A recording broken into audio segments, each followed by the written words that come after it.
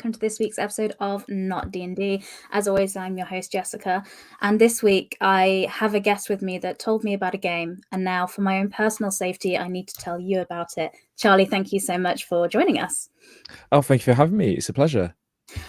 So this week we will be talking about your game, Don't Play This Game. Could you give us a little elevator pitch of what this is about? Absolutely. So if you've ever had a chain email or a chain letter, the kind of thing that went around when you were in school, that kind of said, if you don't do this, pass this on to a certain number of people, do a certain thing, then in 7 days something terrible will happen to you, like you'll die or you're cursed or something awful. Yeah.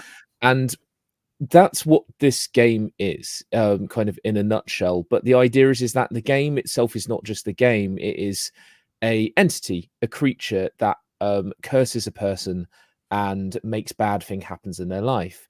However, the game that it likes to play with this character is it likes to get people to record things, write them down, take a photo, draw pictures of all the terrible things and spooky happenings it makes happen to this character. And that's how it feeds. And whether you live or die or defeat your own entity, the game gets passed on and curses another person, and the chain continues. So it's a solo RPG that one of our playtesters calls it's a bit like if you're playing Pokemon Go, but you're trying to defeat the Blair Witch and go out and hunt for wherever she may be. So that's the vibe and the general thing of Don't Play This Game. Amazing. Pokemon Go is not my go-to reference. So people watching, listening understand now why, upon getting this press release, I had to do an episode and share it with you now. So the main topic we'll be talking about, Don't Play This Game. It is live on Kickstarter currently right now. So I'll put the link in the chat if you're watching it live. And if you're listening to the podcast, it will be in the show notes there. And it's live for another 2 weeks as the day of recording. Is that right? 2 weeks? Yes, I think just over 2 weeks. So I think it's the 3rd of November is our final day. And it is fully funded, so it's definitely happening. It's funded many times over, and we'll come back and talk about the Kickstarter and the game in a little bit, because to get started and to warm us up, I want to talk a little bit about you, Charlie, because I'm nosy that way. So I ask everyone kind of what's their background and history with role-playing games. So do you remember the first tabletop RPG you played? Yes, so the first tabletop RPG, I'm afraid I'm going to be kind of pretty boring and pretty typical. That my first RPG was definitely D&D 5e, and it was when I came to it a little bit later, I think, than other people. So I started playing at university, where one of my friends just really wanted to DM and kind of invited me along to a game, and had a great time. And then my cousin was into D&D as well, and he ran a game, and I kind of guested in like his home campaign as well, and I just got the bug for it. In terms of when I started GMing, though, there was actually quite a gap. So I played for a bit at university, and then left, and then kind of went to the world of work, moved around quite a lot, and ended up in London. So my background before being in game design was in film and TV. So I was working in post-production down there, and all of my friends have been scattered to the four winds. And I was still screenwriting and doing prose writing at the time. And I ended up winning a writing competition for a horror story, no less, with Penguin Random House, which had a prize, Amazon voucher prize. And I used that to buy all the D&D books and say, hey, let's run an online game. Well, we didn't start with an online game. We went to the Peak District and stayed in the yurt, and I taught them how to play D&D. And amazing! What a great weekend! It was so much fun. It was lovely, and I kind of then transitioned from player into forever GM. At that point, which was lovely because I absolutely loved running games. But one of the things that I found was that my players in that game in particular were struggling with the kind of more maths heavy aspect of it. Some of the kind of the more complex nature of the game, I think, where the kind of because my friends are dyscalculic or dyslexic, and they found those elements a bit of a barrier to entry. So there was a lot of lifting going on my side of the screen to kind of make it more enjoyable. And we'd all studied screenwriting together and film, and basically I wanted to make play movies with them on the tabletop. So I ended up homebrewing a little system that I playing with my friends, and we just like replicated our favorite movies and had an absolute blast of it. And then one time I was back up in Nottingham, where I'm based again now, visiting my family for Christmas, and my brother, who is now my business partner, spoiler for later, runs a friendly local gaming store, Seven City Collectibles, in Stapleford, and he was asking kind of what I've been up to, and I showed him my notebook with this kind of homebrewed game that I was running, and he sat down with a glass of whiskey after Christmas dinner and gave it a read, and he closed it and said, "When do you want to make it?"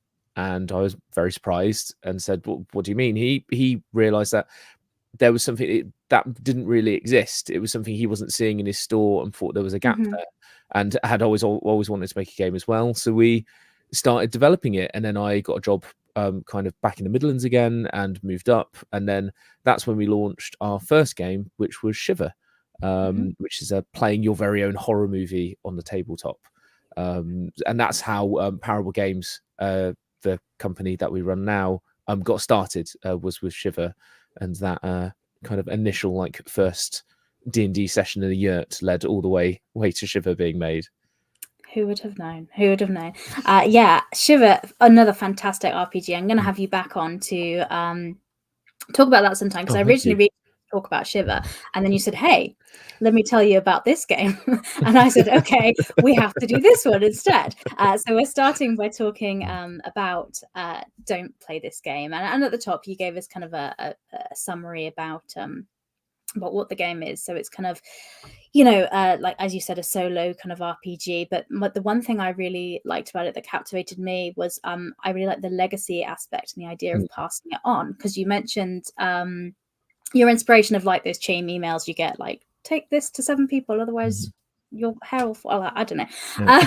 I can think of a good one on the spot, but you know what I mean. So could you share a little bit about the passing it on and the legacy aspect of this game? So while it's a solo game, you can get other people involved. Yeah, absolutely. So the whole idea of this kind of spawned from a conversation I was having with friends. We were reminiscing about school when we first got our email accounts at school, and those emails went around like absolute wildfire for like the first year of people having it. And that's where it kind of twigged in my head of kind of what if there was a creature or an entity, which is what we ended up calling it, that moved and fed this way, in terms of kind of how it spread between people and was cursing people. And the whole idea with Don't Play This Game is that it's a solo RPG where you move through these events and record things, and rather than so with if people are kind of familiar with solo RPGs, usually the foundation that you find is journaling. So kind of something happens, or you're given a prompt and you write stuff down. So we kind of wanted to play around with that a little bit, with the kind of more found footage vibe, the kind of like 90s like analog horror aesthetic that we've been going for, by making it more open to a multimedia way of recording things. So rather than just writing stuff down, you can take photos, you can record your voice, you can take video, make your own small found footage movie, upload it to YouTube in parts, kind of do it on TikTok. We have someone who's been playing the game and has gone out into the woods for a week and is playing the game each day and recording bits and stuff. So it's been very exciting. So it's very open-ended. So rather than kind of just having quite a neat and orderly journal, very much like the things you'd find in these found footage movies, like the Blair Witch Project, you end up with this scrapbook of horrific madness that's kind of stitched together with twigs put inside of it.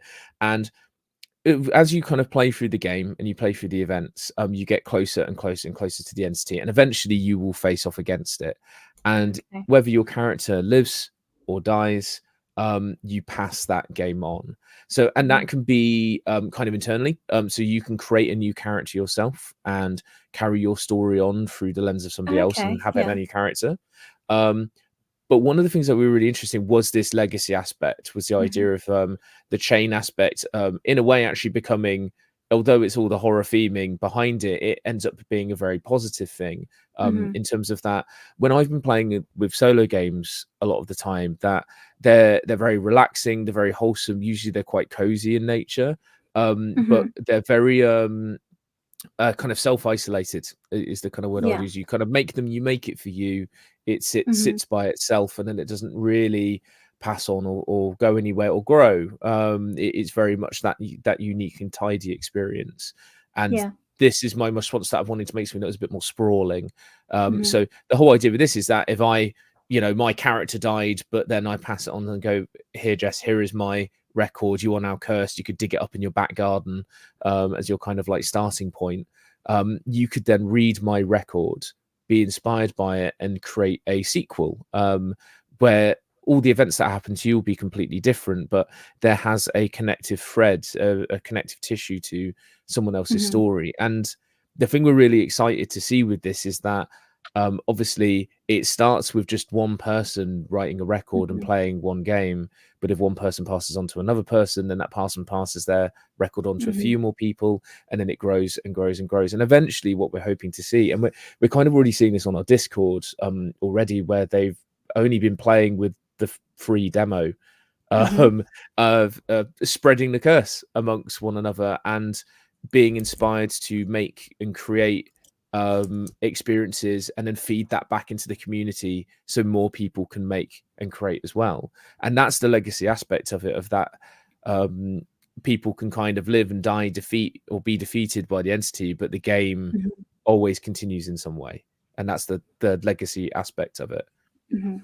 That was the bit that really drew me into the concept when you told me about it and why I backed the Kickstarter, because I love the idea. Like you say, sometimes we all love talking with our friends when we play a role playing game about the Mm. stories and kind of reminiscing about that moment. And with solo RPGs, sometimes that can be missing. You don't want to be the person talking to someone's ear for half an hour about your solo Mm. RPG adventures, maybe when they're not interested. But this is a way of almost, doing that. You're sharing your experience with someone else and giving them a game experience. So I thought that was really clever and really fun.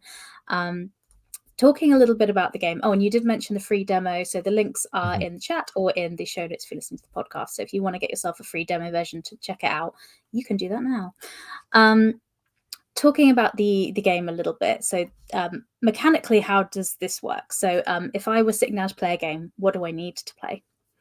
Okay, so you'd need some form of journal or recording device Mm-hmm. in order to record what's happening. This can be your typical pen and paper, word processor, Twin Peaks style little dictaphone, Mm-hmm. if you like. We know we've got a couple of Discord doing that at the Nice. moment. So something to record, a full set of polyhedral dice. Mm-hmm. And then also a anchor sheet, which is kind of our version of a character sheet.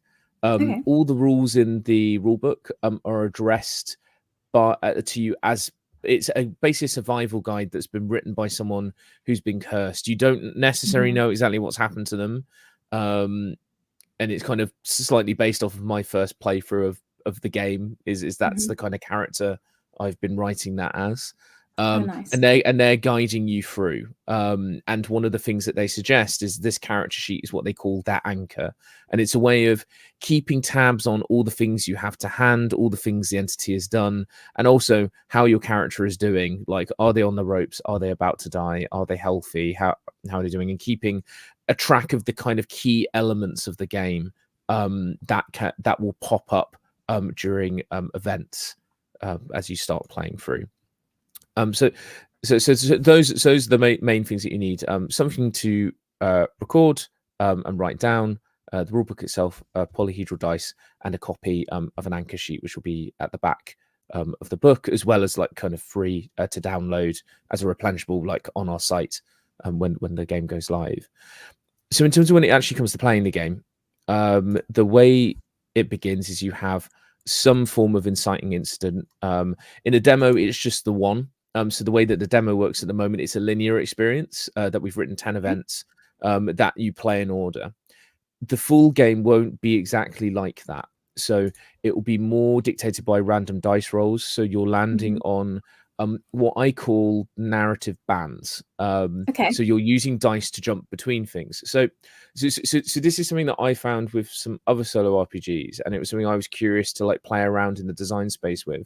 Is that I love the randomness of them, but Yeah. sometimes because of the randomness, you kind of land on strands that don't feel as satisfying, or are more difficult to pass into the shape of the narrative of the thing that you want to make, or Okay. that the game kind of wants you to make. So one of the things that the players don't necessarily see, but this is kind of what's going like under the hood, like kind of what's happening with the Yeah, yeah, game, yeah. is taking my screenwriting experience and like looking at how like found footage movies are structured and that kind of narrative and cinematic pace, is basically creating these narrative structural bands. So you'll never be resting in one structural beat, as it were, like in a script for Okay. too long. So Okay. you'll kind of have your inciting incident, but then you'll move into like slowly rising spookiness, and then you'll have like your first couple of major like spooky like showdowns. Things will ease back down a bit. You'll have some investigative moments. You'll kind of Nice. have like a midpoint band, and it all builds and builds and builds until you have that massive Mhm. third act confrontation with the entity. So sometimes you'll like have one event in a narrative band, maybe two or three, depending on like how low or high you roll.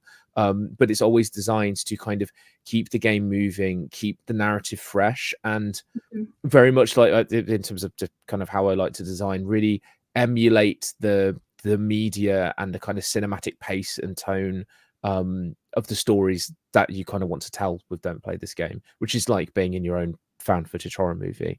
Absolutely, yeah. So yeah, so that's it. You roll and you move through these events, and the events interact with your character in a variety of ways. So sometimes it can be a rolling in a straight up fight with something, Okay. but that is a bit rarer. My kind of favorite things are, you have these various things on your character sheets. You have resources, you have friends, you have artifacts, you have secrets, you have talents. And I feel like I'm forgetting one because I'm a bit tired. But yes, Talents, resources, friends, secrets, fear, fear, artifacts, and then your life.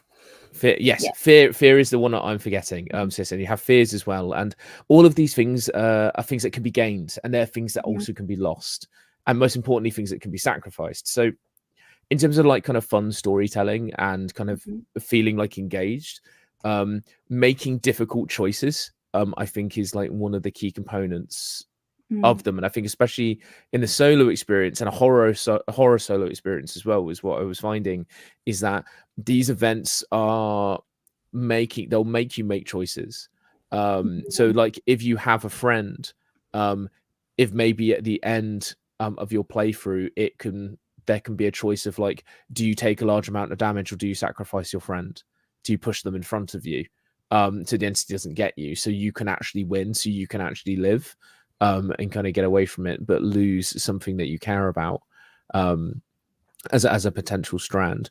Or it can just be something that's a little less intense, like you having a resource that you can spend, that you can use, or an item, and that could be something of like a pot of money inherited from a dead relative, maybe at the start of the game, to just having a high powered torch or a security system in your house can be a resource that can interact with the game and change the narrative in various ways.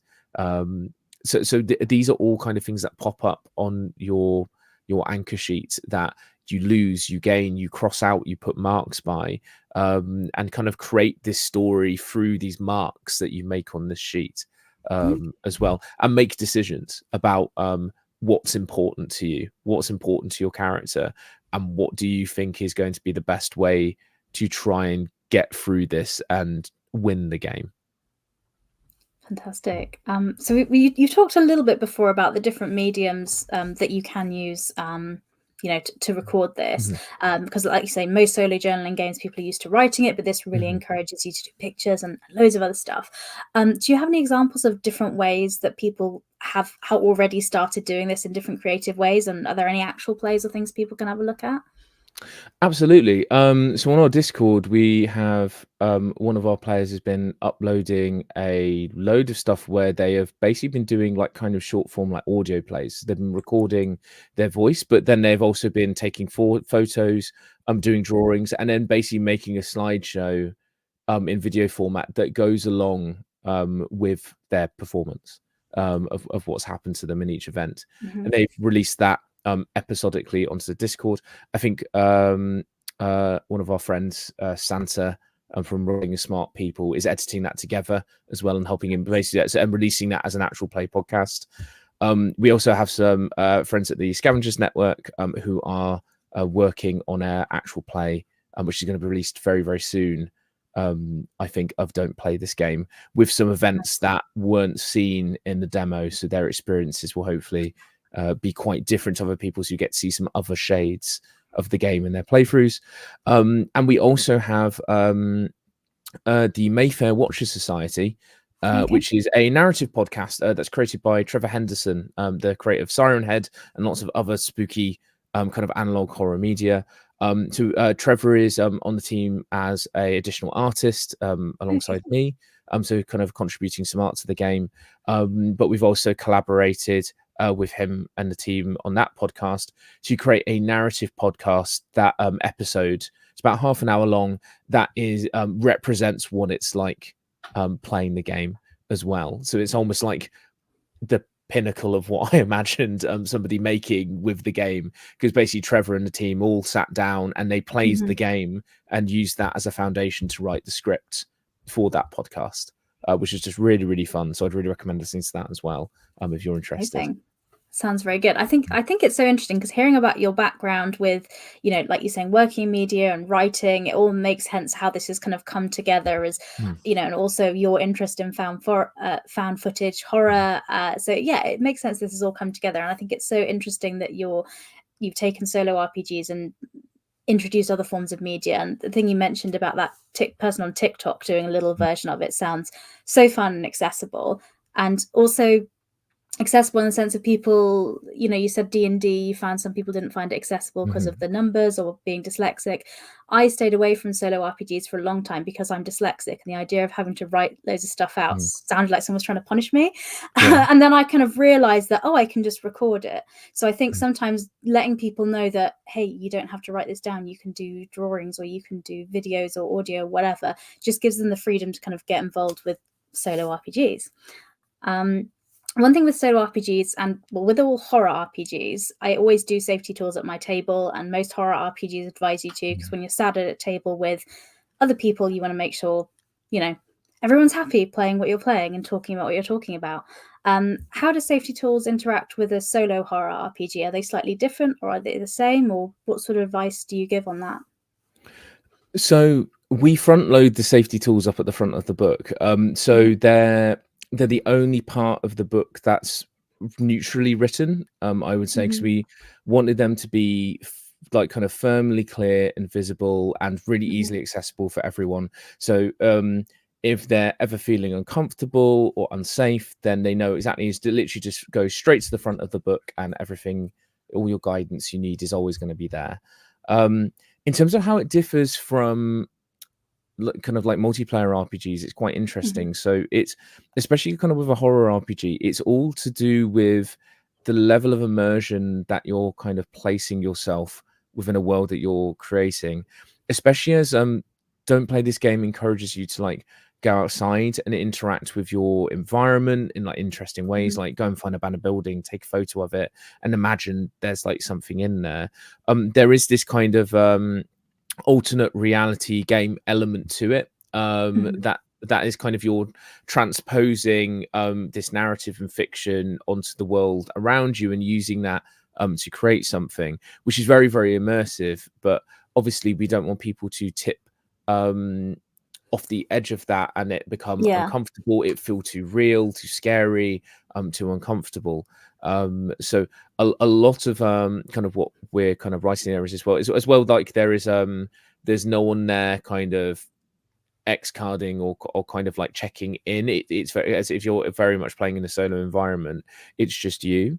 So in terms of like, you're approaching it in a very different way. So we have a check-in system of that once you've done like one or a number of events, is basically like to take a step back from the book, ask yourself whether you're still enjoying this, if like if you're feeling comfortable, you're feeling safe, that you're kind of firmly placed in, and know that distinction between the reality of the game and your reality that is your reality, and just making sure that there is that healthy separation, because as soon as the game starts to not feel like a game, then that's when it can become not fun for people. So we wanted to make sure that was in there and that guidance was there, and there are tools to make sure that people could always reorient themselves and kind of check in and make sure that they were always having a good time whilst playing.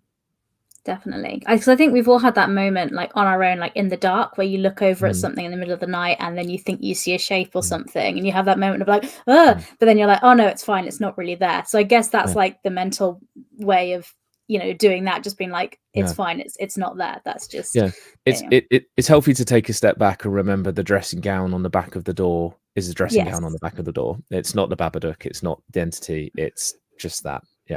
Exactly. So that's great to know all these safety tools. So if people have been listening to this and they're like, this sounds great, they can obviously for free download the demo and take a look at that, and there's links in the chat or in the show notes. If people are like, this sounds really great, I'm sold, the Kickstarter's live right now, so they can go pick it up. It's been doing fantastically well, so it's definitely happening. I think you funded in the first few hours.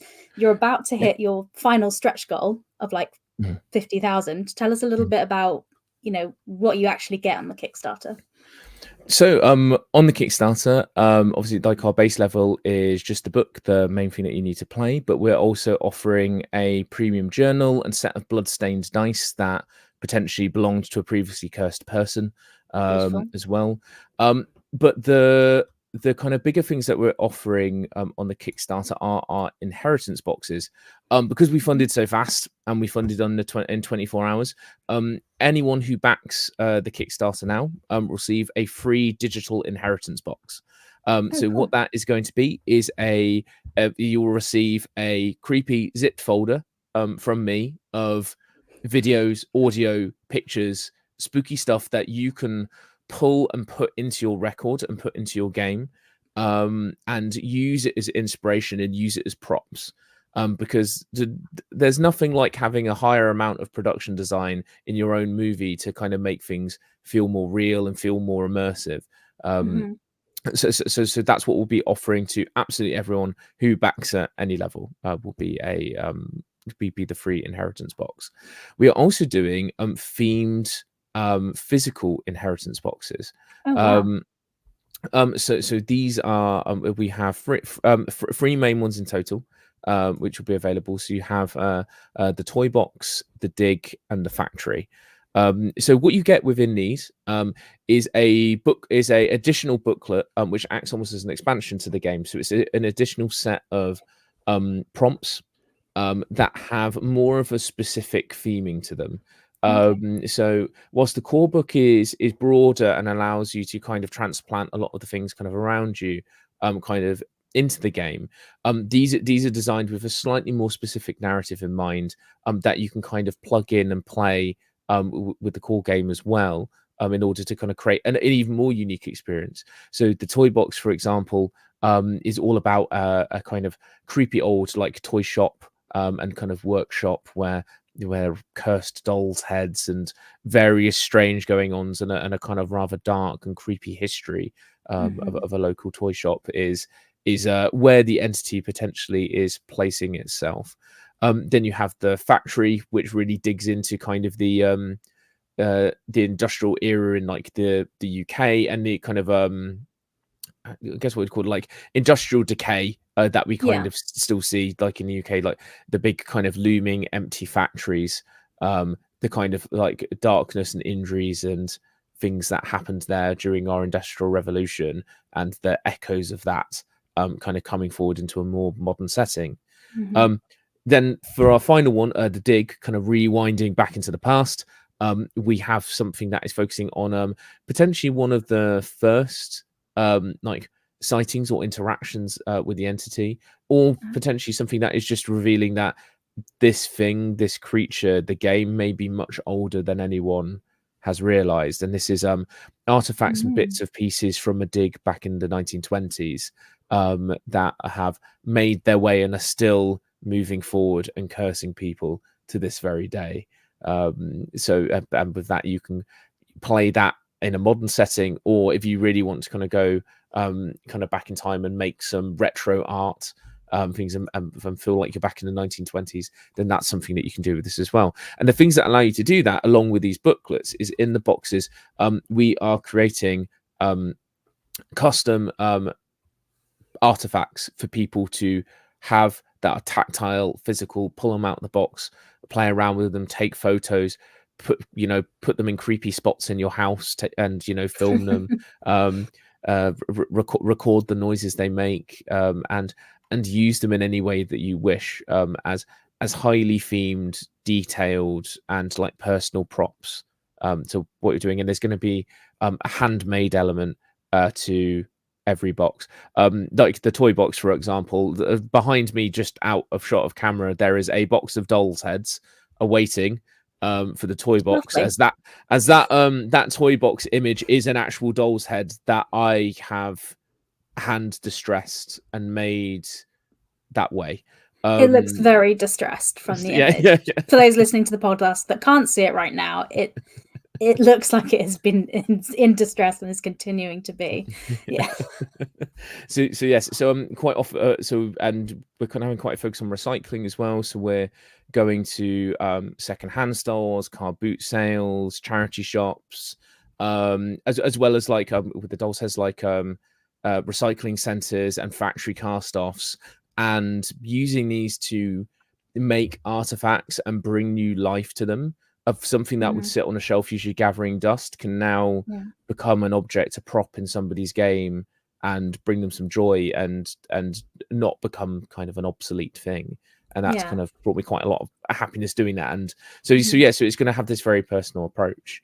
And speaking of personal approach, even more on top of that is we have a limited amount of these, is the uniquely cursed boxes, of which we are only making 10.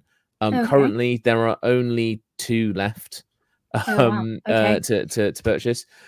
So these are, each box here will only be unique to the 10. So there will be some things that will only be in the 10, but also each of those boxes is going to have entirely unique items made by me, made by Barney, made by the team, that will go in there as a kind of special celebration of kind of like launching this game and launching a very specific and unique set of curses into the world, as seeds to kick the community off and kick certain players off in very interesting and weird and wonderful strands with the stories that they're going to tell. And our final top tier one, which we have only got one of left, is become a part of the book. Send me a photo of you, and me and the team will make a cursed piece of artwork where you will be the star. So there may be something looming behind you, if that is the tier that you want to pledge at. Wonderful. That's all sounds great. So all kind of live on the Kickstarter to get now. With the Kickstarter, where is the game like currently at? Like what's it looking at in terms of timelines? So if so I've backed. When am I going to expect to get stuff? When am I going to get this cursed box of doll heads? For example, so work and kind of finishing polishing up the book is ongoing, and kind of doing some more kind of like tweaks and balancing. And then there's obviously the physical element of it, which is going to be taking us a while, and putting those care into those boxes. So we are looking at delivery for this of December of the next year in 2024. But hopefully, as the team has been getting faster and faster kind of each year that we start making stuff, hopefully it might be earlier as well. So we'll be looking at December. If we can maybe get it 2 months earlier, hopefully we'll get it in time for the good old spooky season as well. But yes, so December 2024 is where we're aiming for delivery of all the stuff from the Kickstarter. Perfect. Well, thank you so much for coming on and sharing the game with me, giving me this curse. I hope I've now done enough to alleviate the curse of myself and pass it on to all the people listening and watching, and hopefully they get involved as well and have a look at the demo and have a look at the Kickstarter to support it there. Before you go, Charlie, though, I do have a question I ask everyone, and it's if you have any recommendations for any other TTRPGs, and the rules are that it can't be D&D because this is the Not D&D show, and it can't be a game that you've made because we just spent a little bit of time talking about your game. Absolutely. So I'm gonna give our friends over at Critical Kit a shout out, who some of you may know for Be Like a Crow. Tim has just released he's written it over a weekend because he's mad. He's written a game called What Possessed You, and I absolutely love the apostrophe pun. about again a small RPG about talking with the dead, and you can currently get that I think over at his website for the next 24 hours. I think you can get it for free. So if you want to pick that up, try that out, try and talk to the dead with your friends over Halloween, that might be the one. But then he'll be broadly releasing that as well. I've just read it yesterday, and it's a huge amount of fun. So yeah, go and check it out. Amazing. Another fantastic recommendation. So thank you so much. Thank you. So Charlie, thanks for coming on, and congratulations on the Kickstarter. It'll be great to have you back another time because we could talk about Shiver or many other projects I'm sure you've got planned after this one here. And thank you for everyone that watched and listened. We'll be back next week with Not D&D, talking about more spooky Halloween games that you can play with your friends, or like this one, a solo game you can play by yourself. Thanks for watching. Bye.